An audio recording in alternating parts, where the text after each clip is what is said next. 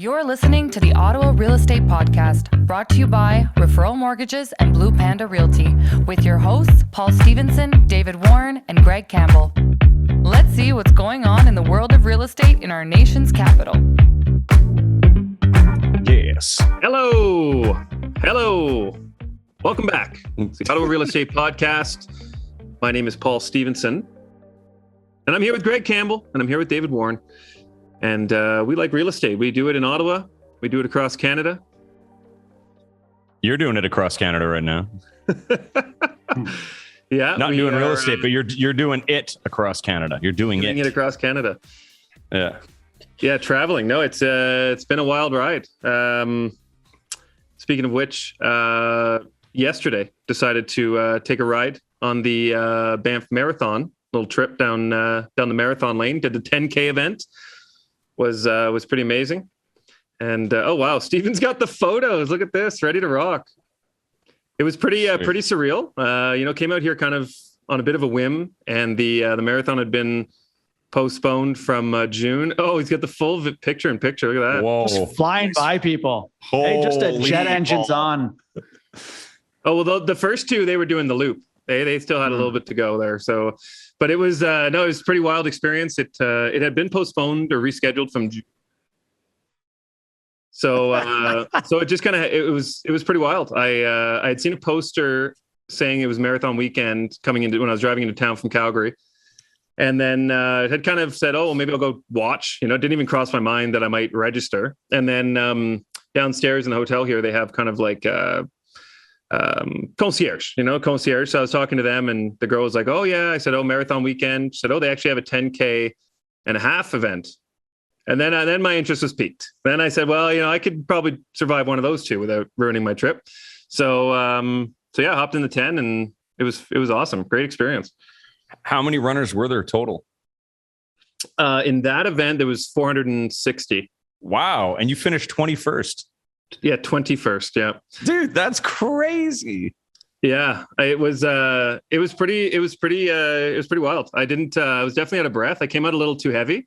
I haven't done a live race. I mean, live races aren't happening right now, right? So I haven't done a live race in probably 2 years. So the first kilometer, I definitely, put the NOS boosters on a little too early there, and blew the engine early in the first K. I had my phone on my armband giving me responses as to my speed and whatnot. And the first kilometer was 4 minutes, which is basically sprinting. It's preposterous. I could never maintain that speed. Just trying to stay up with the front runners, the Olympic champions that are racing in it. And so I had to basically just hyperventilate for the next 9 kilometers to get to the finish line after that. You mean That's people awesome. that were the people ahead of you, that were probably planning to run this race, you mean? Yeah, they may have came here. I think that's pretty fair. The people that warmed up and were, preparing for this, still, man, probably several 21st. pints decided to join in. Pretty good finish. Yeah, 21st is ridiculous. That is. Congratulations, Paul. Thank you. I think Stephen's trying to say something, but he's. I was muted. I was gonna say this. It's like Forrest Gump. The race was already started, and Paul just ran in, and he just joined the race and finished 21st. Somewhere along the line, someone threw a bib on him, and off just he keeps went. running. And Yeah. just keeps running. Yeah. He's running right gate. now. He has a really stabilized camera. Oh my god! Yeah, no, I did a couple trails. I mean, the whole thing has kind of been a bit surreal, to be honest. I've never traveled west of Ontario, and it's crazy to think that this is also Canada. When I'm looking around, it feels like I'm in the Swiss Alps, right? Or it's wild. It's anyone that can get out here, I'd highly recommend it. Canada is a place not traveled enough by people that live in the country. Yeah, I totally agree. So yeah, so I'm into. I think I'm gonna do another run actually after this recording, and just keep her moving. Going to drive up to Jasper tomorrow, do a little day trip. Hopefully, see some wildlife. You will. One thing that I found interesting here, though, to kind of slide into real estate a little bit, is that everyone I've kind of spoken to that works here has told me that the basically all employment includes accommodations. If you're coming in from outside of Banff. They basically, almost all the employers, there's a couple blanket companies. I was told what they are. I don't remember the names. There's 2 or 3, and they kind of have, a grip on all the accommodations, all the restaurants, so on and so forth. And they offer it. So I was asking what kind of if you were to rent your own place, what kind of the rental market looks like out here. And apparently the response question was, you're talking about a 1-bedroom or a bedroom? Like, somewhere to sleep, or are you talking about an apartment? And she said for an apartment, it's about $2,500 right now for 1-bedroom apartment, Wow. about $2,500. She said they're kind of in her mind comparable to Toronto. And I was just saying Ottawa's getting there. We're pretty close to that as well. But yeah, no, it was interesting to hear that about the accommodations, and that explains why there's a lot of international travelers here, a lot of people from Australia and England and so on. And why not? If they're gonna give you a place to stay, place to work, you still get to enjoy your days, and it's pretty neat. I get the impression that I feel like Ottawa could almost create something like that with our tourism, but obviously it's not something that's very common. At least I'd never heard of it. No, I guess just a little smaller, little town, right? Mhm. Little city.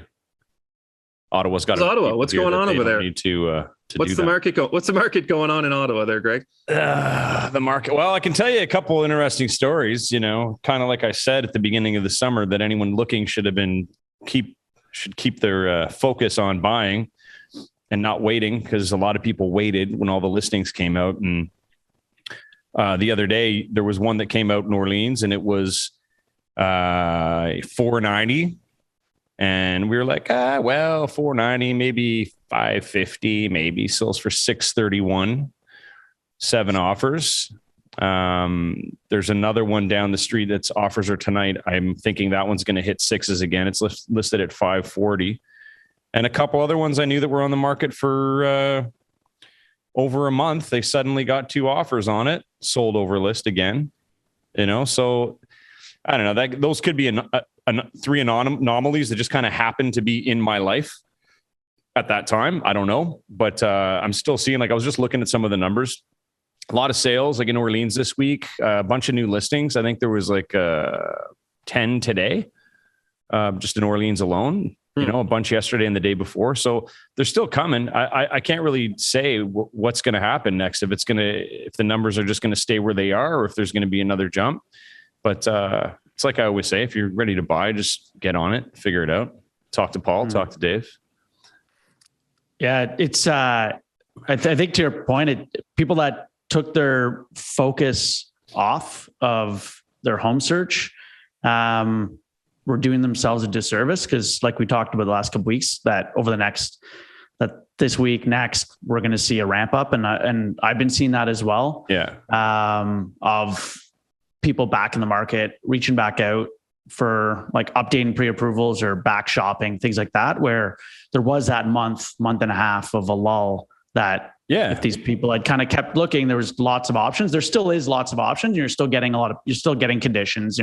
There are a lot of, good number of properties and reasonable, but yeah, they kind of, people are back into town and back looking again. And I think that's, people are going to see, they're going to think that this last month and a half was that's going to continue, but they kind of forget or don't even realize that it is kind of fickle. It's week to week. The market does fluctuate. Kids are back in school, people are back at work, and now they're back looking for homes again. People are bored again. People are bored again. Vacation's People are done. bored again. But it's true though. Everything I sold in the summer was generally at list or under list price. I don't think I sold anything in this. Oh, sorry. I sold it. That's a lie, but they were not that much above what they would have been prior to that. Mm-hmm. And, even the last couple of sales I did, the people, they're like, dude, we're looking at the market now, and we're just thankful that we got this house. Mm-hmm. We got a deal. And I'm like, it was just the right time. The house could have been worth more, but there wasn't as many people looking. So let's keep in mind too, all those 10 listings that came up in Orleans, those people are all assumingly actively shopping, right? So it'll be interesting to see what the behaviors are. If people are willing to still buy something without having sold theirs, if they're going to start being, we're going to see more conditions, it'll be interesting to see how that tempers the market, and where those now buyers are also going to be looking and what their actions are going to be, right? So in that sort of position, Greg, like if you have someone listing in Orleans, how aggressive are you going to be on the purchase, given the current landscape? I mean, anybody that's listing with me, they're buying before they list. Mm-hmm. So they're ready to go, and I've told them, I've said it's unpredictable now, mm-hmm. And especially if they want a certain amount of money, I can't guarantee that. Are you educating people that are currently in their home, they would need to sell it to list first before buying, or still vice versa, knowing that it's a slower market? Yeah. I'm still telling them to buy first. Just try and push closing out as far as the closing as far as you can. Yeah. What's the is average days on market still hovering back to around 30, or is it under that? Would you say? Yeah, it's 30. Yeah. 25 to 30 days. Yeah. So any purchase, if you have a home that you need to sell, if you're setting a closing date shorter than 45 days, you're really asking for a lot of stress and a lot of trouble. Yeah, I gotta say so. I think I flipped that whole question on. No, I'm telling people to sell their home first before they buy now. I'm sorry. Okay. Yes. That's in my head. That's what we were saying, but I just realized we were saying the exact opposite. No, I'm telling everybody that I'm working with now, within most scenarios, that's what they're doing. So they're getting their house ready to sell. They're selling, trying to get a late closing as they can, and then go shopping. Yeah. Because anything really, it's, even though we've talked about the market having a little bit of a lull as far as purchases, refinances and switches, I mean, people transferring lenders, their term is up, or they're wanting to take advantage of lower rates from where they were maybe 2 years ago, 3 years ago. That is still at historic highs. So even though we talk about the market being slower on purchases, refinances, people transferring banks, take advantage of lower rates or debt consolidation, pulling out equity, things like that, those are still at outrageous highs, where the volume that banks are doing are still astronomical. So turnaround times from banks have not slowed down at all, or have not sped up at all. Those you're still looking at, in some cases, I just got from one of the major banks, it took them 4 weeks to get me a refinance approval. Wow. They are prioritizing purchases over refinances, but they are still bogged down. Appraisers are still bogged down. If somebody is listening to this and you're looking for an industry to get into, become an appraiser. They're much in need, and it's not an industry that people really kind of jump to, but it is a great industry to be in. But there isn't enough of them. And so we're seeing 3-week turnaround times on residential appraisals. So if you are purchasing a home, whether that's you've bought a place before listing, or you've listed and then buying, regardless, don't set anything within 6 weeks because of this time it takes for lenders to turn around, appraisers, all of that. You're just going to be stuck in a sticky situation where you're having to ask for pushes on closing dates or what have you. But that's my little blurb on timelines. And in terms of the rates right now, like it's stable, or is it coming up? Yeah, I mean, certainly they're stable. They haven't fixed rates and variable discounts on variable. They're maintaining the same. Bank of Canada this past week stated they're still not changing or raising prime, and that will still again be for the foreseeable future. They're still buying back bonds. There, still is a lot of stimulus within the economy propping it up, and we've still got an election. I think until the election in a week's time, 1 week, 1 week time, we'll see what that changes in the landscape with that regard, and as well with stimulus. I think the CERB pay has been extended until October. So when that ends, how does that affect the economy and people's affordability or ability to afford anything? All of that. So they're certainly not making any changes soon. And today reading, there's, obviously we talk about back to school, but for how long? There's already a school in Toronto that's closed down. due to too many cases. I didn't see that. See that. There's just an article today, them closing a school in Toronto because of too many cases. So for how long things stay closed, who knows? So I think all of this will just, for anyone on a variable rate mortgage, or if you have student loans or lines of credit, anything like that, they're all pegged against Bank Prime, which is indicated as, Bank of Canada dictates overnight lending rates, which then snowballs down to the banks and what they dictate for Bank Prime. But it's certainly going to be status quo for the next while. So those of you in variable rates, you can certainly expect to maintain your rate for a long foreseeable future. And, all indications still has been end of 2022 into 2023. So there's nothing been in any of their announcements to indicate any shorter than that. I was talking to somebody yesterday about the election and what everyone's promises are. And I made the comment about, they asked about the foreign buyer ban and the tax and everything. And I said, well, I go, what's going to happen if that even works is that, let's say they say, okay, no foreign buyers for 2 years. I say, it's probably going to take 2 years to start building any of the homes that the government is promising. Mm-hmm. So then as soon as those homes are ready to sell, foreign buyers will be back and nothing will have changed. Slow Canada. Or immigration's just going to be at an all-time high, and a lot of wealthy people getting their permanent residency in Canada. Yeah, exactly.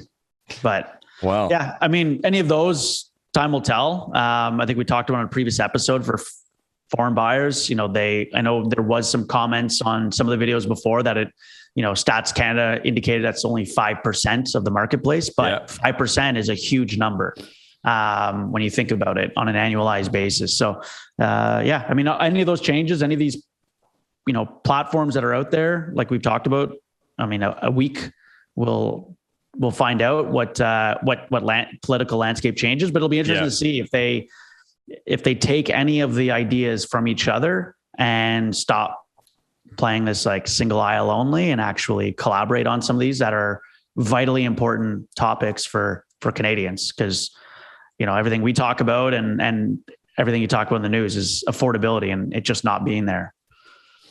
It would just be nice if, something can happen. Someone could come in and just do everything right, but that's impossible. Paul. Wishful thinking. I was going to say right by whose standards, I guess, is the that's the landscape of politics. Yeah. No, it's pretty. I mean, I was literally just watching a football game yesterday and saw multiple commercials from both sides of the table, all sides of the table, just shitting on the other parties. And I just feel like there's got to be a better way. The debates are a joke. The conversations, the clickbait clips, everything. There's just got to be a better landscape to figure out what the best way to manage a population of 40 million people is, In 2021, I mean, we're in the age of communication, the age of technology. I don't know. It's just crazy with all the positivity people try to spout and all the, social justice happening, which in many cases is very good. It's amazing to see people still just shitting on each other when it comes to this sort of thing, and with the way everything's been so politicized over the last couple of years, you'd think this would be an opportunity for people to actually come together and work together to find a better way to do it, not the same old shit, So that's my. We need a true leader in many forms. We need a spiritual leader who will help everybody clear their minds. The clear party. Dude, let's start it. The clear party. I love it. Wow. All right. Anyways, I don't know what else I have to really tell. I mean, everybody's still rock and rolling. I think I was in the office. I was at Hinton today, and agents are in. Everybody's working. So I mean, the market's still moving. Everyone's just going to have to keep paying attention and see where it goes. But I think there is a general a little bit of nervousness about the election and about another lockdown. I just feel that for some reason. Like, as I say, everything's moving, but there's just kind of like where are we going? What's going to happen? There's gray skies. There's gray skies. Yeah. We don't know if it's if they're rain clouds or whether sun's poking out or not. I think you're right. I mean, there's, being a government town as well, when there's an election, it's it is a little bit of a pause. And we talked about it before, that we, as a city, there's a lot of contractors that rely on the federal government, tradespeople that do contracts for the federal government, engineers, computer programming, all these people rely on it, but they're at a freeze right now until the election's over. They don't even know their own, income climate, if you will, from those revenue sources. So, I think, I guess next week's episode will be interesting. We'll find out if there's the same party in power or another, and whether anything, kind of looks like it might change or not. And even if it's the same party, whether anything's going to change or not, and whether any of the ideas that have been brought up are actually going to be implemented or, put forward. So right now, as some people have commented, or a lot of people have commented, it's just all a bunch of lip service, and we'll find out. Yeah, we got some pretty aggressive listeners. I love it.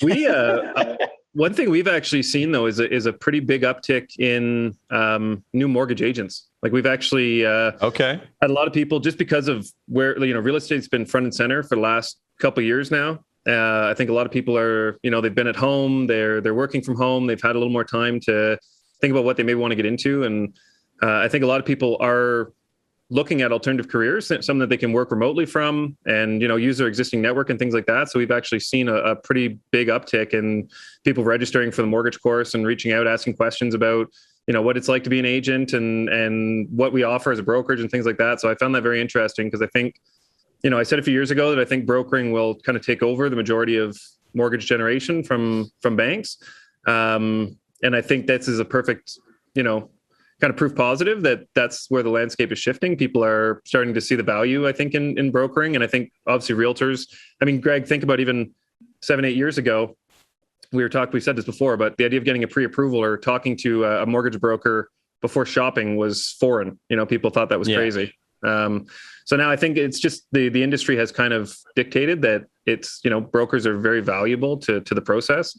And it's great to see so many people wanting to get into it and asking the right questions, Yeah. I mean, there's a lot of people calling us too, new agents, a lot of people getting into the business, and everybody that I talk to is, they're working at a job that they've been in for quite a while. And then they all say, once the pandemic happened and I was able to work from home, I decided that it was time to get my real estate license. They're like, it's something I always wanted to do, but I just never really had the time or energy to do it. And now they're all coming up to completion. So I talked to a few last week. It's really interesting to see. Everybody loves the business. Everybody wants to know about it, until see if they can handle it. Yeah. It's something that everyone has in common too. Everyone needs a roof over their head. So it's something that is, everyone is familiar with, whether they bought a home or not. And so I think, and it's constantly in the news, like we keep talking about. So to Paul's point and yours, as it's in the news as much as it is, and during the pandemic, people wanting to make a change, from the industries they're in, you combine that with how busy the market's been. It's just real estate's been front and center. So a lot of people really have put a lot of thought into it, and want to get into it. But then, like you said as well, it's just a matter of whether who can handle it or not. It's not all glorious. We not at all. We actually should we make a little announcement, Dave? I think we might as well just tell people what you're announcing. So do it. I don't know what's that. I don't know what you're announcing, but so go for it. Whatever. No, it just we kind of from. Oh, I think we were gonna wait, but I'm just gonna say it just based on what we're talking about. But I think we saw a lot of people reaching out, even existing agents that were talking about getting their license, being with a brokerage, and not being able to. Having no support, having no kind of guidance as to how to actually succeed in the industry. So we decided to, for anyone who's a newer agent or is thinking about getting their license, we actually created an academy in Ontario. So it's the Ontario Mortgage Academy. and you can just check out that website. So we're doing kind of like a 4-week crash course for newly licensed agents. So you have to either have your mortgage license or show proof that you're registered for your mortgage license. And it's, we've already started to fill the seats. We're kind of keeping it exclusive. So we're only offering about 10 seats for the course, but it's going to go through everything from, there you go. So if you go to the kind of upcoming courses, so we're going to basically start from the beginning, like what is mortgage brokering, what to expect in your first year, understanding the deal process, how to get leads, when you get that lead, how to actively work it, how to talk to lenders, et cetera. And you'd think that this would be something you'd learn in the licensing course, but it's not. The licensing course is focused a lot around understanding income and, ethics. Yeah, things of that nature. So nothing really to do with actually having a career in mortgages. So these are, this is something that we want to do just to kind of give back to the industry because, it has, sounds cliche, but it has given us a lot over the last 8 years. And just from the newer agents, it's kind of hard to watch them struggle in the beginning. And we've been there and, we had to learn the hard way. We both came from other industries really that, we had no experience in brokering. So we kind of learned it from scratch, and now we're trying to kind of give that recipe back to some of the newer agents just so that they can, be better informed and ultimately better serve their clients as well. And, improve the industry as a whole and kind of give back to real estate. That's really cool that you guys are doing that. Are you teaching it yourself?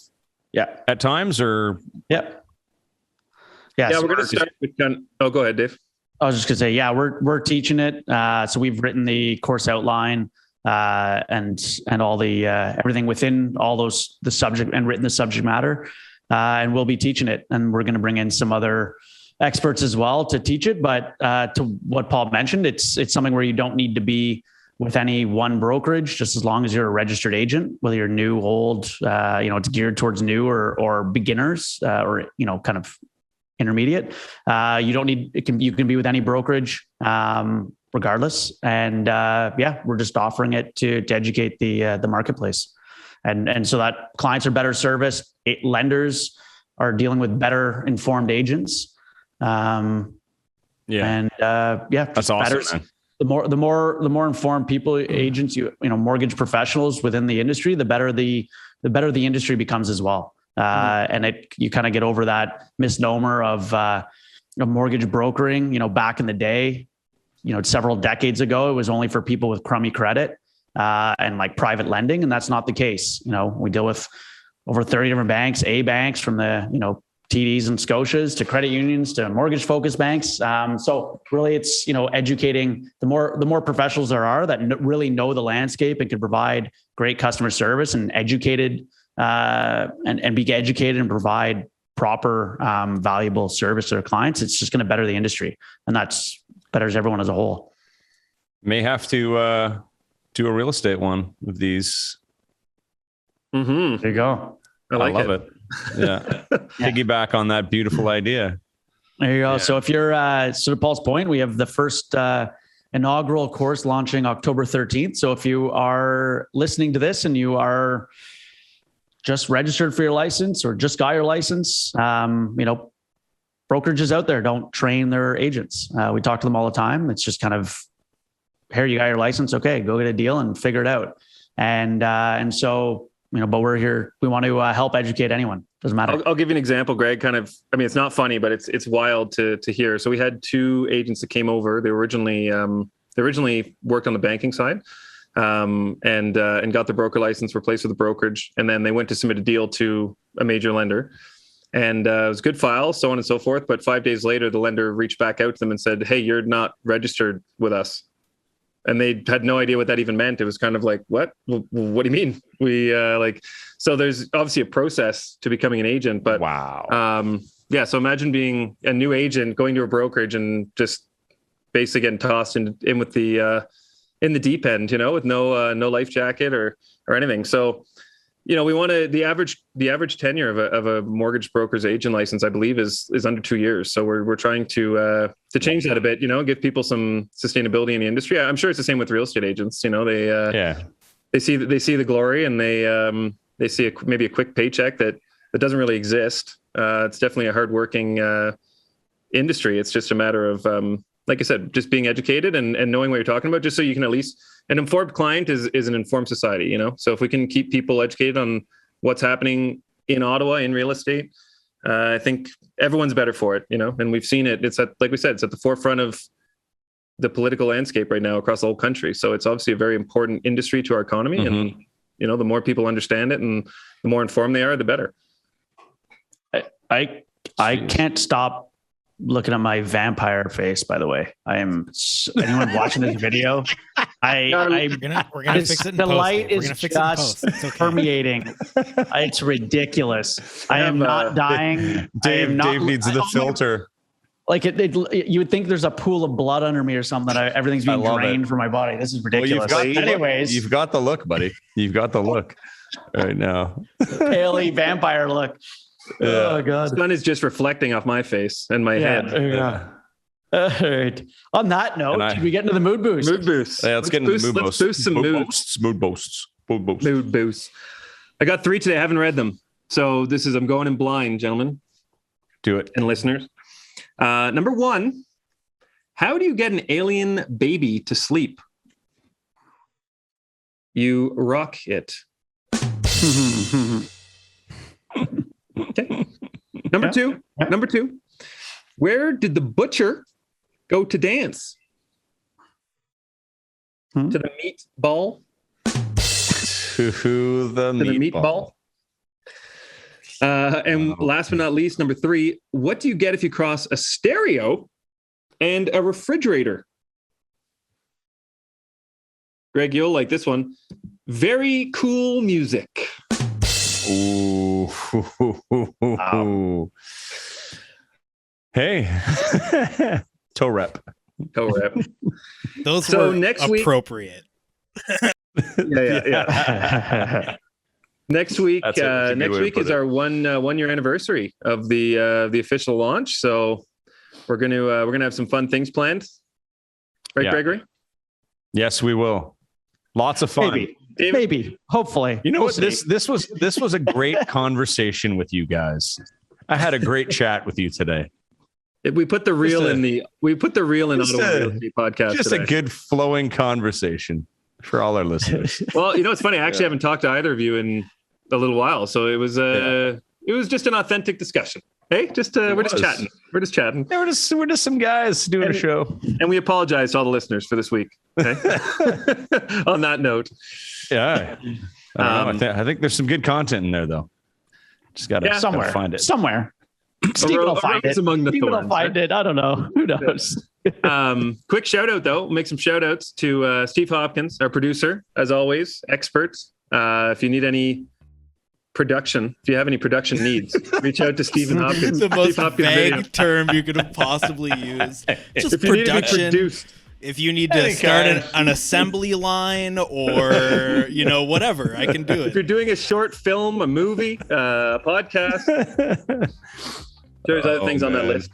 And lastly, our coffee sponsor, I forgot to mention them at the beginning, North Brew. It's because I interrupted you at the beginning. That's why. Like I did now. Northbrew.ca. Use the code word podcast. You get 20% off your coffee orders. Northbrew.ca. Thanks to North Brew. Thanks to James. And gentlemen, enjoy the rest of the week. You too, brother. We'll be back Friday live. All right. I'll be here. Deuces. The Ottawa Real Estate Podcast is brought to you by Referral Mortgages, Blue Panda Realty, and Stephen Hopkins Video. Thanks for tuning in, and please remember to like, comment, share, and most importantly, subscribe. We'd love to hear from you.